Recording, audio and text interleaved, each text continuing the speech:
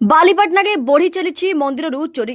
Bhubaneswar commissionerate police अधीन बालीपाटना थाना विश्वनाथपुर स्थित मां दक्षिणेश्वरी मंदिर गतकाली विलंबित राति सुना और रूपा अलंकार चोरी होईछि। मंदिर फाटक भांगी कई दुर्बृत्त मां विग्रह सुनार चिता और रूपार आखि लुटि रही। आज सकाळे पूजक पूजा करने आसवा समय मुख्य द्वार ताला भंगा जाइतिबा देखि स्थानीय लोकंकु जणाइथिले। मंदिर खोलिबा परे मांको विग्रह रे सुना चिता और रूपा आखि नथिबा देखिथिले। आराध्य ठाकुराणी मंदिर चोरी घटना हजार हजार श्रद्धालु व्यथित करछि।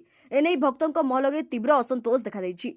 माघ स्नान नीतिकांति परे मांको दैनंदिन पूजा अर्चना करा जाइतिबा पूजक लक्ष्मण कुमार पंडा कहिसेंति। एने थाना लिखित अभियोग कर श्री पंडा कहते। कहबाकू गले बालीपाटना थाना अंचल के चोरी राहाजानी बढ़ी चलता बेले पुलिस निष्क्रियता उपरे प्रश्नवाची सृष्टि करिछि।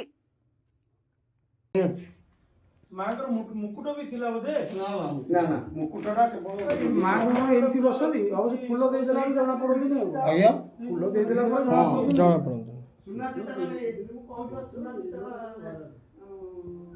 से सुना चिता गोटे जो तम पाखे जो छुआइछि आखि चिता सेई चिता रे चिता हां फोटो आ किछि सुना चिता नै